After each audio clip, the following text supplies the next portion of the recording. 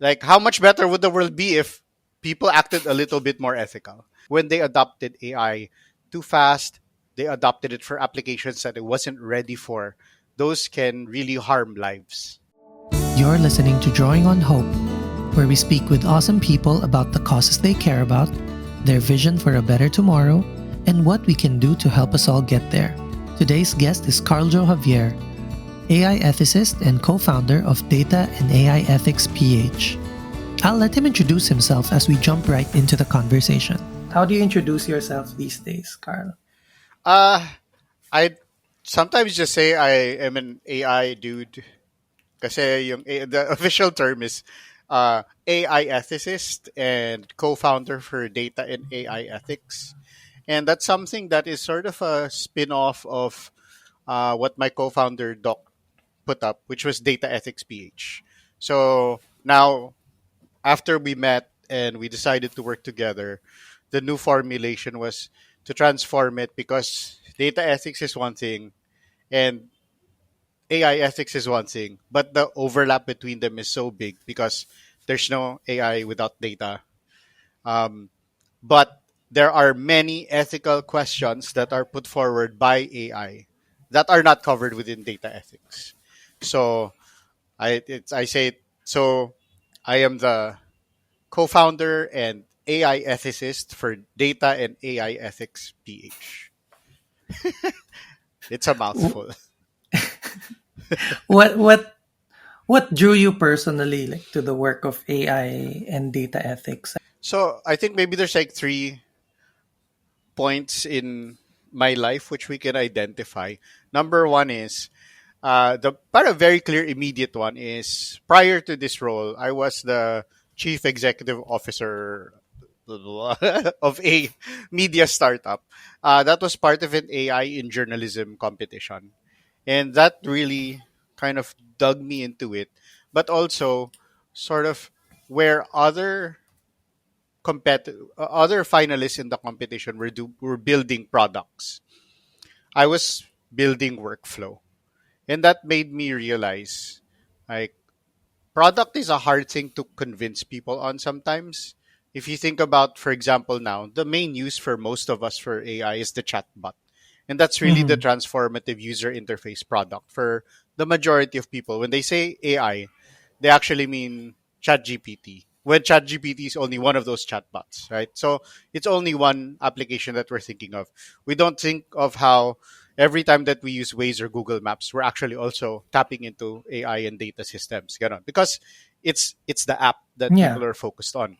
But I was focused on workflow, and my focus on workflow within a within a journalistic media setting helped me to see that the integration of AI tools throughout any organizational workflow makes sense.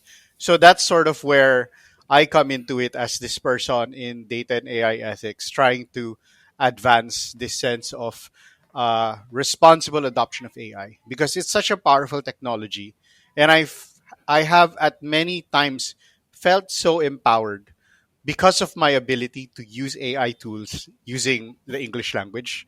Di ba? Parang as a double English major, I have di ba, my undergrad and my masters are from English department. So um, this code stuff was totally alien to me. And thanks to AI, I'm able to do things I was never able to do, or my capacity to do them was just it was just amplified so much. um, or there are things that I could imagine creatively, and now I can actually express them with this technology, which was not capable, which I had no capacity for before. So yun yung very clear one. The sort of personal one na more for, I guess, people our age who wind up pivoting, upskilling, reskilling, whatever, is I was sort of, I call it, I was in the wilderness for 2 months, 2 to 3 months.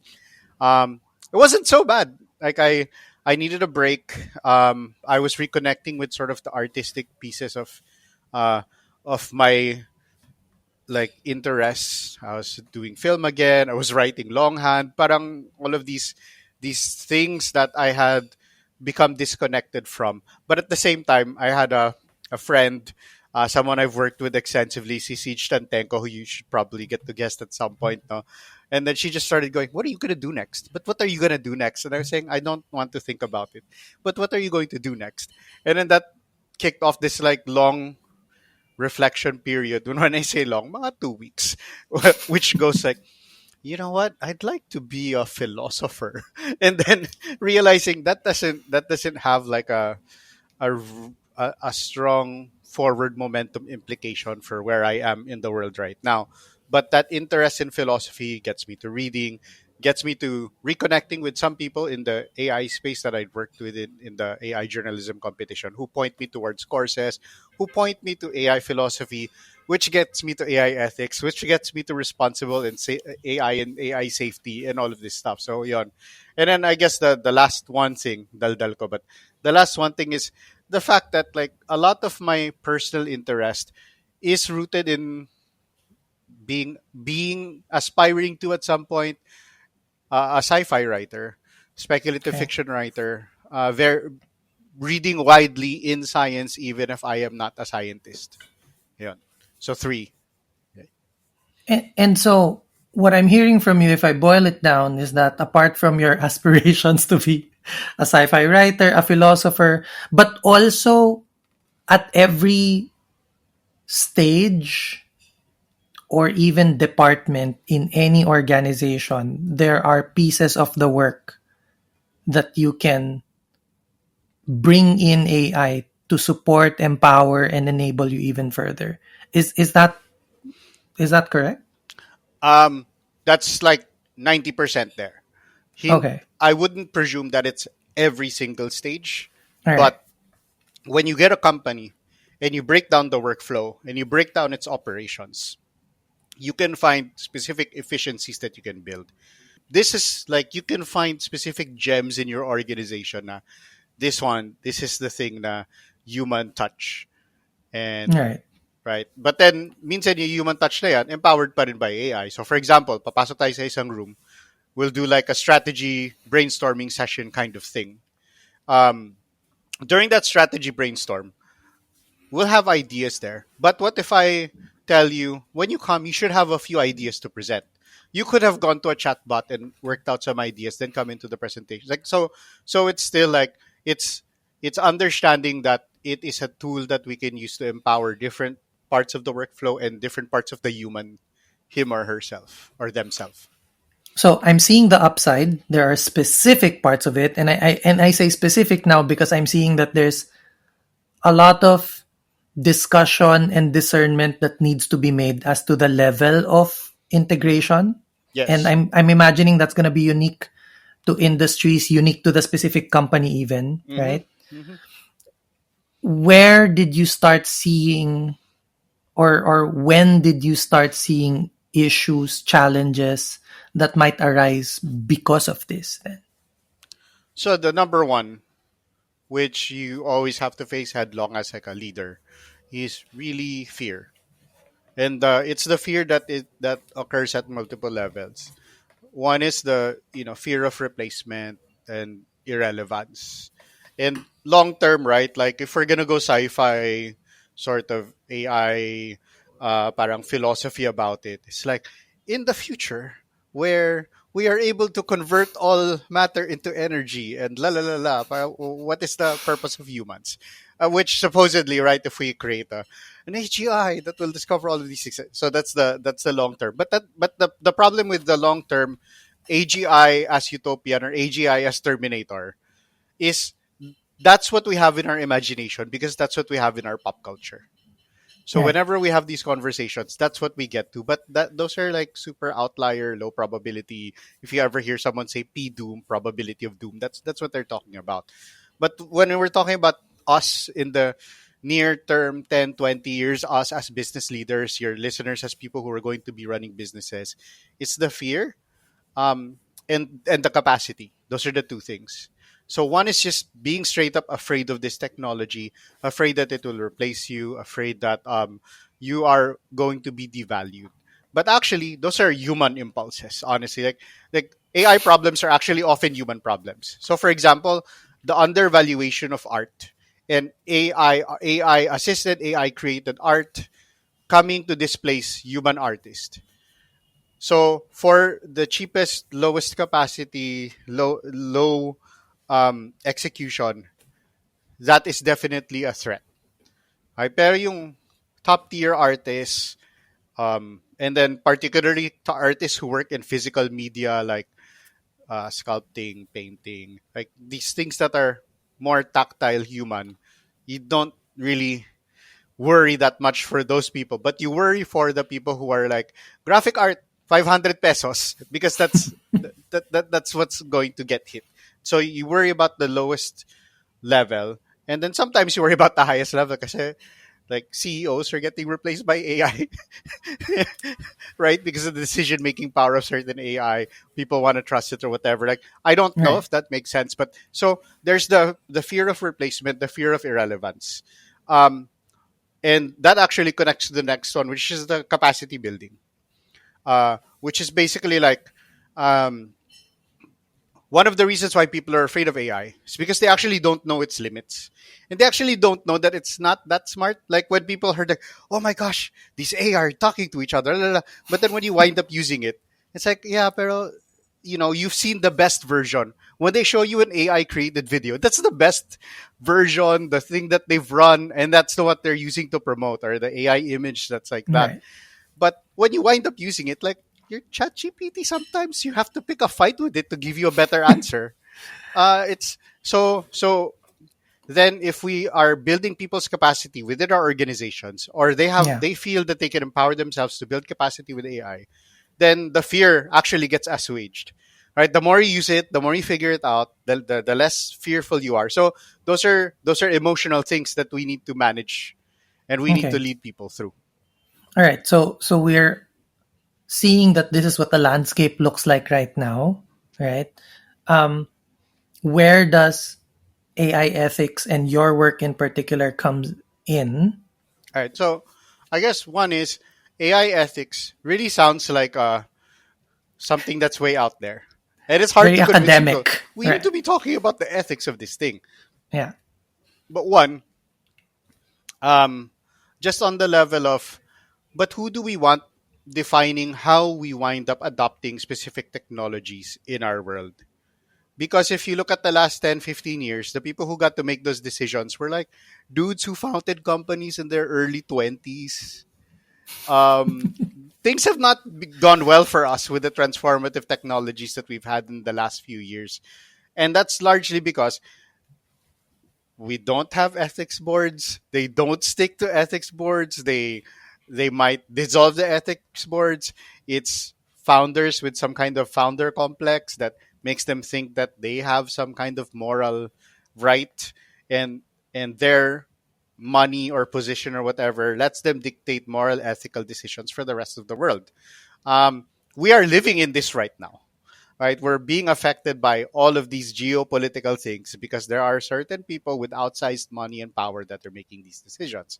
So on this high level thing, we need ethics. Like how much better would the world be if people acted a little bit more ethical?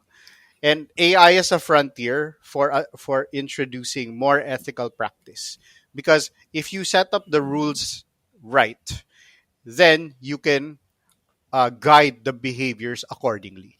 And the truth is that our current kind of laissez-faire system is very weak, right? We rely on international rules-based order, and we see how easily those are broken.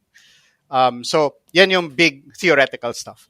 And I understand in the Maslow's hierarchy of needs, yan, right? Like ethics seems way out there. When I'm just thinking about gagamit ba kami ng chat GPT? Right? That's Right. sometimes people are just like that. Should I use this app? But the usage of that app already entails certain like ethical questions. Was this app built ethically? Are you introducing training data in an ethical manner? Um, when you publish something that is AI assisted, it's an ethical decision whether to disclose that AI assist or not. So the kind of quote maybe philosophical approach is everything we do is ethical. Right. right? And it's just our awareness of how ethical it is. But the thing with AI and pushing AI systems and adopting AI systems is that um, the impact that AI could have and the impact that it has already had in other countries when they adopted AI too fast, they adopted it for applications that it wasn't ready for. Those can really harm lives. And so, Okay. as a business owner, what harm could happen? Many. So that's why. So our work is we're the specific term is responsible AI, and so we're really pushing for responsible AI adoption, which is trying to understand what is going into these systems. If you're introducing them to your organization, what are your responsibilities as a leader, as a business owner? What are the responsibilities of your team? How do you write policies that work well? And every company has an HR policy, right? And if you think about how in the last maybe 15 20 years we've introduced gender policy into our workplaces, safe spaces act ganyan. Well, the impact of AI is large enough to necessitate AI policies. Sure, there are not enough regulatory frameworks in play yet for businesses to adopt. But why not get ahead of it? Because you do want to be adopting the technology. And if you Okay. wait around for the Philippine government or for some kind of global agreement on it, that's not going to happen anytime soon, and the AI adoption is going to be faster, and the opportunity, it's like every day that you're not adopting is another day that you're losing time, and the efficiency gains from AI could be tremendous for your organization. So I understand all these questions that you're bringing up, from who gets to decide how is AI built Mm-hmm. and structured, to if I'm a company wanting to adopt it, what are the things I should be considering, right? Mm-hmm. Um, from an operational standpoint, what do you do as an AI ethics to try to address and bring up these things? So one is the most simple level of this is we do training. Okay. So we're invited by companies, organizations, government institutions, educational institutions, etc., etc., and we're happy to give talks.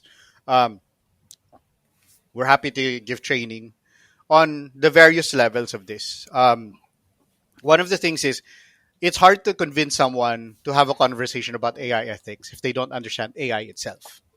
Right. So we're happy to talk introductory level AI, thinking about AI for business and so on and so forth.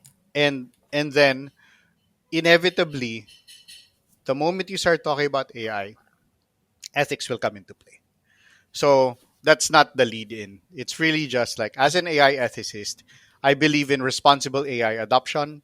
And so that is the vehicle for me to advance the ethics, is to get people to use it and then to get them to use it responsibly. So training, workshops. So we'll do 1 day, 2 day workshops, which empower people. So specific tools. We do things like prompt engineering workshops, design thinking with AI workshops, and really like sitting in and designing things for you. We also offer AI impact assessments. So we have like a framework that's published. So it's public naman, but like we have a framework that we apply, which we sort of built on top of the framework. We created an assessment tool. You sit down and then sort of in the same way that you'll do like an ESG assessment or a gender Right. assessment, gender audit, we can do an AI assessment for you so that you have a sense of what the potential impacts are and what the mitigation steps are. And so you can identify failure points. If there are failure points or challenges, you've done your impact assessment, so you know when something goes wrong, these are the things I need to check, and building that out. We do consultation. So if you want to hire us to come in and really like uh, talk you through actually finding the workspace, sorry, the workflow, looking through the workflow, identifying what the AI integrations could be, making suggestions on that level. Um, we do some work on AI policy, so we can advise people on the AI policies they're developing. We can sit and brainstorm with them because each context, each company, each setting is different. So Yeah. you can have the general principles of AI, and then you can specify to your already existing company policies, we can support with that. So there's a level of education, there's a level of consulting, and then on the top level is policy development, where there are certain AI policies that we advocate for. Okay.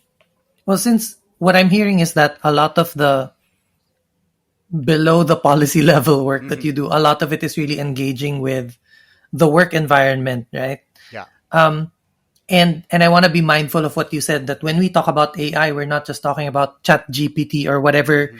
it is that suddenly became trendy the past few years, the Yep. generative AI stuff, Yep. but it also covers an entire gamut of other apps that we have been using for a while, Yeah. but might not be thinking of it as AI.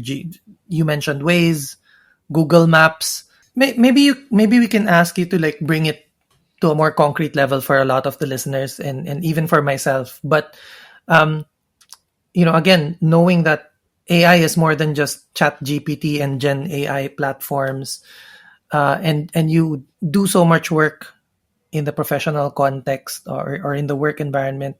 What are some maybe simple everyday examples where AI is already shaping the decisions and affect our lives, even though we might not realize it? Um. Yeah. So I think Waze is one. Um. Basically, there's uh, a predictive aspect to Waze, which it will tell you how long it will take you to get there, right? And then it will give you the optionality. So yun yung meron ka ng, you have decision making power because then it will offer you the different paths to it. Um, a lot of weather data is AI powered. That stuff that just kind of happens. Um, yeah, no, so I think the challenge is the fact that sometimes certain things are labeled or considered AI, and depending on their level of complexity, we stop considering them to be AI or machine learning or high levels. Like we just, Right. okay, that's just a thing that just happens. So there's all these different ways that we can, that we already have it being integrated. It's just when you're out there, you're likely not thinking about how that's working. Um, Silly ones like, for example, when you hit shuffle on your um, music players, those are that's that's automation and machine learning. Obviously, when you go on social media, these are algorithms that have been trained on you. So like all of those little bits, Gcash, when when you use Gcash or other apps that give you a credit score, your credit scoring is based on an algorithmic model, which is based on AI. So yeah, it's just there, and sometimes we're not even aware of it. And so, what are the risks? Like, what are some examples where AI or data systems can unintentionally cause harm, especially for maybe vulnerable communities or individuals? I think the very simple, easy one is if you get flagged for content. So, for example, if you put something up and it is flagged as objectionable content by an AI and it's not human moderated, because there's some things that you can post that are perfectly fine, but might be flagged. I'm sure that's happened to a lot of us. Facebook, YouTube, something will like block something we've put because it might seem objectionable, but that could lead to you getting locked out of your account, um, automatic like losing of account kind of things. So that's sort of low level. Yeah. Um, if we're talking about vulnerable communities, actually, for me, the real challenge for vulnerable communities is that it's the lack of access. So it's all of these things. It's still like that human infrastructure problem. Right. Likely because they're from a vulnerable community, they lack access to education. But then, if you imagine, uh, like thought experiment, but we continue as we are right now, where essentially people who are like the people who are being born now, who have access to schooling, AI technologies, etc., grow up, and then you have an entire section of vulnerable populations who lack access to education, lack access to AI tools, etc., etc. That's an entire generation that's going to be locked out of a lot of economic opportunity, which makes them even more vulnerable and then reinforces those things. So yun yung like the thing to look out for isn't just like the specific apps or things. It's the digital divide that is being created. So yeah, I mean that's why there also needs to be a policy level address to Yeah. these things, right? Because companies, we're gonna be fine, right? Companies will be fine, entrepreneurs will be fine, but actually these are problems that need to be solved, and those aren't within our purview, but they are things that we need to be aware of because we want a healthy economy, we want a healthy population, we want a healthy society, and so on. As an employee, are there risks to unethical AI use in my company where I could get affected and I might not be aware of it? Number one is like if you are using certain apps that allow for the data that you might upload to be used, and it's a very simple thing. It's so like it should seem like it doesn't hurt anyone. So an example is you have some kind of internal document between you and a client, right? So your company and a client, and it becomes your job to prepare meeting and briefing notes based on the last 5 years of this client's reports, and within the privacy agreements with you and with your company and the client company, um, these are confidential, and then you upload them to make it easier to analyze. You upload them into your chatbot and you say, okay, and you start asking questions. While no one might necessarily be harmed by that, you might be in violation those private of those data privacy laws.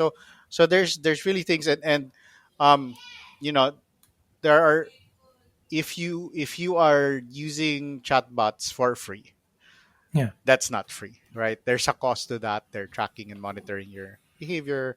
There, yeah. So get on, and there's a lot, but that's the very easy example of wala no one got hurt. There's I didn't really do anything. I just uploaded.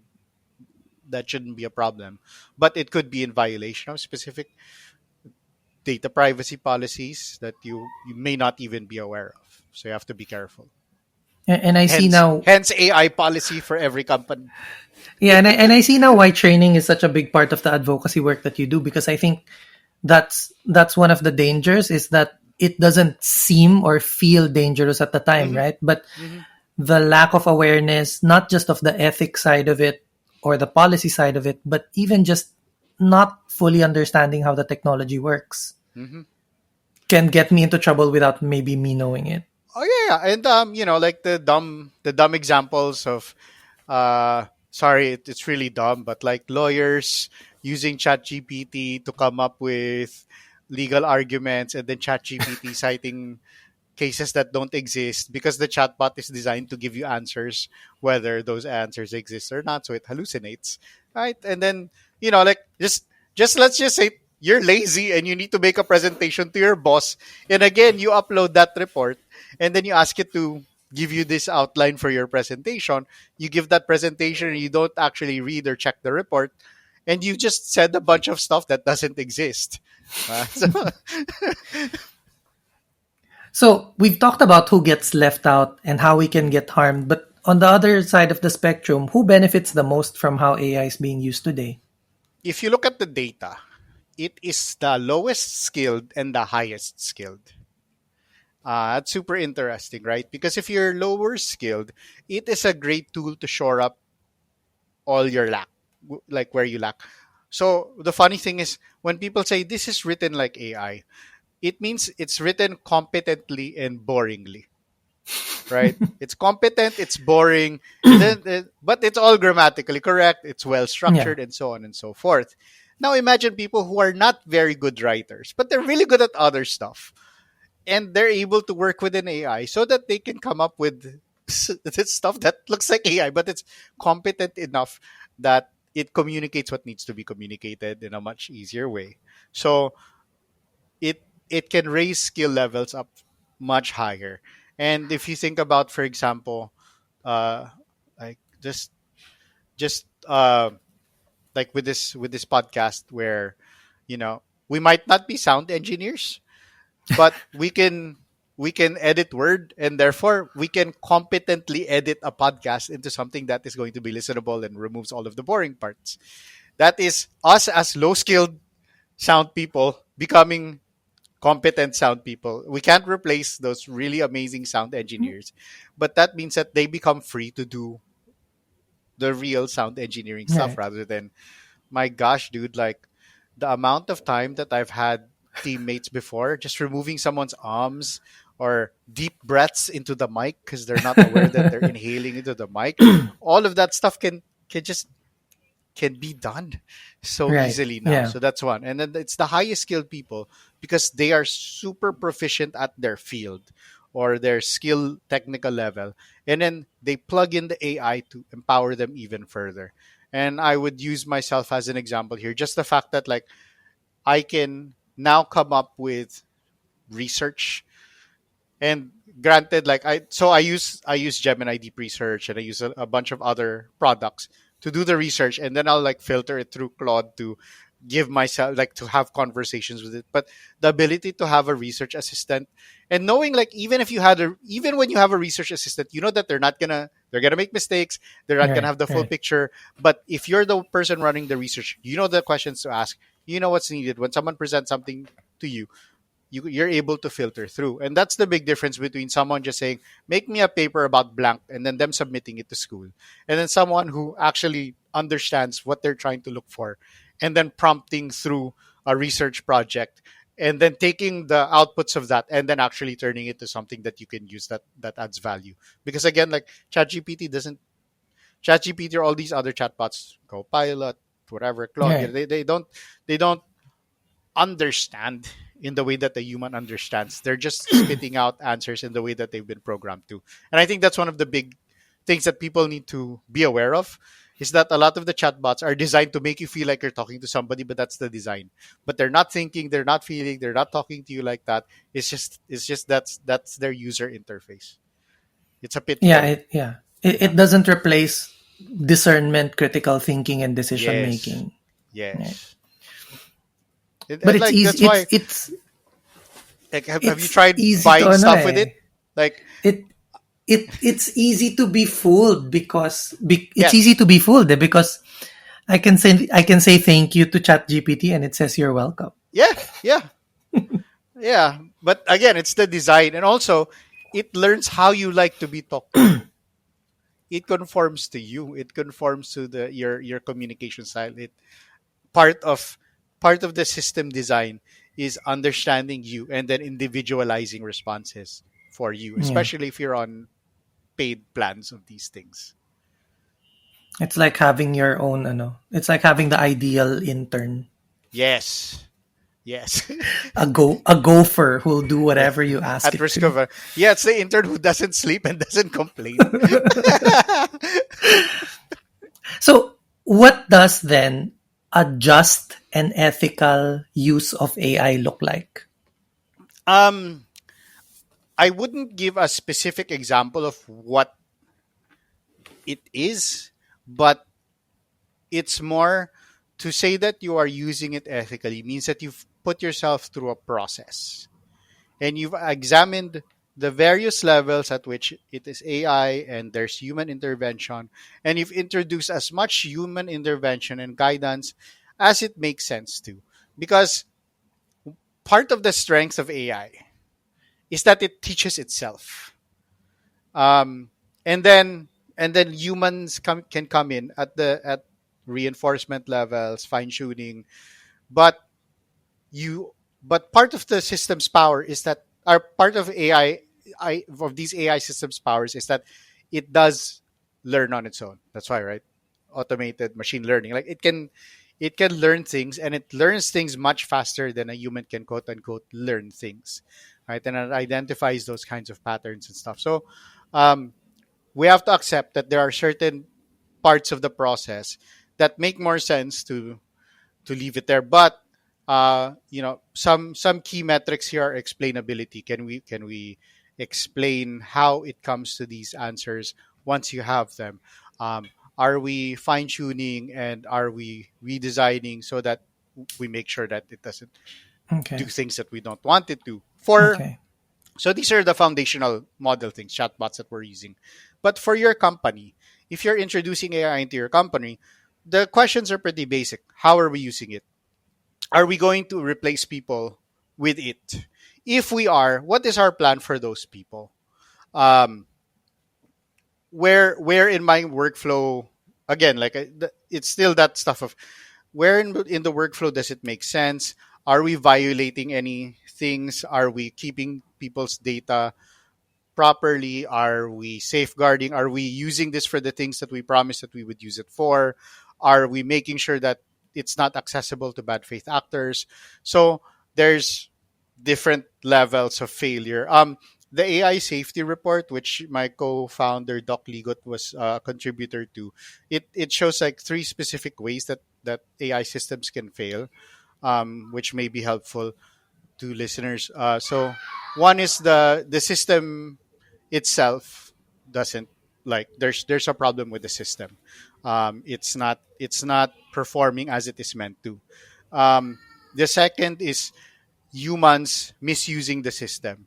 So the sort of one that's the obvious one that's often given is, um, it's a human user using AI to make like a weapon, or a Right, bomb right. or something, right? Yeah. And then the last one is the societal failure. It's like AI systems that have an impact on larger parts of society. So that's where the unemployment and all of those things might factor in. So um, yun yung parang matrix of looking at it and seeing what kind of impacts that would have. At an individual level, are there also basic principles or like a starter mindset that Sure. you can tell people they should be using when engaging with AI? First one is just understanding that you're giving access to these things on your phone, um, and that your phone is basically your life these days. Like, it's hard to find someone who isn't connected to their phone, and so when you allow access to your phone, you're the you know how if you're an iPhone, it says, ask app not to track and that kind of stuff. And there might be situations where you might want to allow it to collect data without you knowing, but that's one thing, is understanding what your data rights are, what your data privacy is. If only because, um, I don't know, Albert, I think we come from a generation of like, well, my stance for data was like, why would anyone care about me? Why would anyone want to be spying on me? Why would anyone care about Yeah, my what's the worst that could activities? happen? Yeah. Yeah, whatever. But actually, lots of bad things could happen if someone got hold of your data. Like if someone was able to um, social engineer you, right? So they find your email and then they find out enough about you, and then they start threatening you about certain things, and you give money. Like, that's the low level scam of not being able to protect your data. And now imagine if someone uses AI to analyze all of this stuff or to hack you, or whatever. So on a personal level, you want to care for your data. Um, on a personal level, uh, the apps that you use. So for example, and we've known this, the people our age, we were taking those BuzzFeed quizzes, and then those like upload your photo to turn me into a Simpsons, that kind of thing. And all of those were data collection. Like, all of those were data collection, and the data that we uploaded now is what's being fed into AI systems now. Right. So understanding what we're giving up on a personal level, so that we build out these systems. Again, just knowing any kind of data breach for you could be catastrophic in terms of your finances. Like, I don't know if you heard, like, there's a Disney employee who got hacked recently. Um, like, they basically social engineered him, so he downloaded this like AI face swapping thing. He thought it was an AI face swapping app for his children, and it turned out that it was like malware. And then they just got in, and then through him they got into the whole Disney server, and they Oof. got like all the emails, like just all that data. And now that guy's career is ruined because Yeah. Disney blamed him, and he was hacked and social engineered. So like it's scary stuff. It's a scary world to be in. honestly. But also, there's ways for us to protect ourselves, and there's ways for us to advocate how we can, be protected by our companies and also by our country. Sana. So amid all the hype and now amid all the fear hmm around AI, so what gives you hope about the future of tech and society? So when I started all of this work, and I wasn't really that deep into understanding the technological aspects of it. I was more on the philosophical level. I was like, I, I, I think the human race is not doing well. And I was very worried. I think it's very worrying. We're making these decisions, and they're not great decisions, and we can't be relied on. And if you look at like the senatorial slate and stuff, it's like, oh man, we're voting these people. It's it's easy to become very sad or very cynical about it, and sometimes we look at the tech billionaires who are making the decisions, and it's also difficult. But um, what does give me hope is that we can actually band together and dictate how we use these products, and if we start using them, we can have a larger impact on how they are deployed. And if we start Yeah. building out our own systems, and that's sort of my general call for it is, if we sit back and we don't participate, iwan na naman tayo, right? If we're not a part, like this is exactly what happened 10, 15 years ago with social media, and people were like, I'm sure these social media platforms mean well, have at our society, right? And here we are. And so knowing that if we want to be able to chart a better course for humanity, for the Philippines, for us, our communities, and so on and so forth, we need to be involved in the adoption, development, application of these technologies that will be so powerful for us. Because if we adopt AI in a responsible and ethical way, it could just empower us so much, right? It could empower creativity. It could if if the medical breakthroughs happen, like, it's not like AI is going to discover these things, but imagine how empowered medical researchers could be with more powerful AI tools. How could we All be right. more empowered as artists with all of this, right? And we could even do things that we could never do, uh, because we have AI to support us with it. So for people who are listening who wants to be more ethically aware in how they use not just AI but even just tech in general, because who knows what's going to happen or what they'll come up with next, right? Um, if they want to be more ethically aware about these things, where can they start? Where should they start? Um, Well, our website is ethics.ph, and they can. Um, we're revamping. So if this comes out in May, then we will have had a revamped website. You and I have collaborated. So I've written a book called AI, uh, Pop Culture, AI, and Philosophy, which is a really easy on ramp to understanding some of the ethical questions. And it's really just starting to ask questions about it. One of the fun things you can also do is just drop it to your chatbot and say, give me five ethical questions presented by AI usage. And then once people feel like they want a deeper engagement, then they can. We're happy to give talks and guide them through. Yeah. All right. Siguro as a final question before we close, like what's one thing that you hope people take away from your advocacy, regardless of whether I don't know whether they ever write a line of code or use AI or Yeah, no, I think part of what I've been saying is like AI problems are really human problems. yeah. It's we need to address inequality. We need to address access. Uh, Technology is a tool for us as humans to accomplish great things.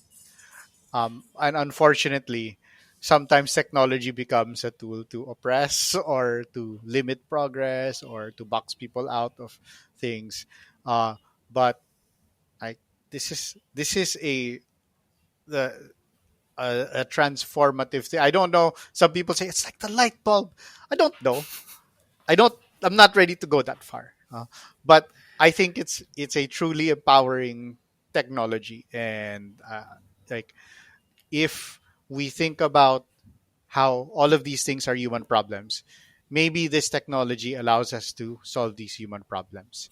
And then by seeing sort of like it's literally it's an alien intelligence built from us.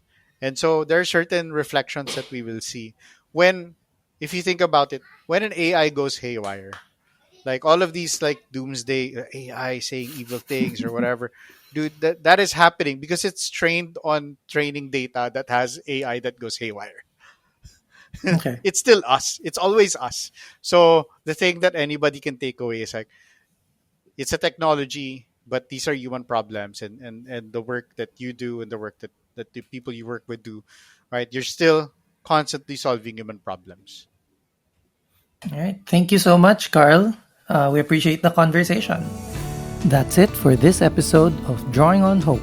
A big thank you to our guests for sharing their story and vision for a better tomorrow. If you found this conversation meaningful, share it with someone who could use a little hope and inspiration. And don't forget to subscribe so you won't miss future episodes. Drawing on Hope is a podcast by Pushpin, a social impact design agency that uses drawings and stories to help make things make sense. Follow us at Pushpin Visuals on Instagram, Facebook, YouTube, and LinkedIn, or visit www.pushpinvisuals.com. The show is hosted by me, Albert Orr, with production support from LJ Bautista, art direction by DG Daguna, and editing by Miko Migrino of Studio in Momentum. Thanks for listening, and remember, hope isn't something we wait for, it's something we create.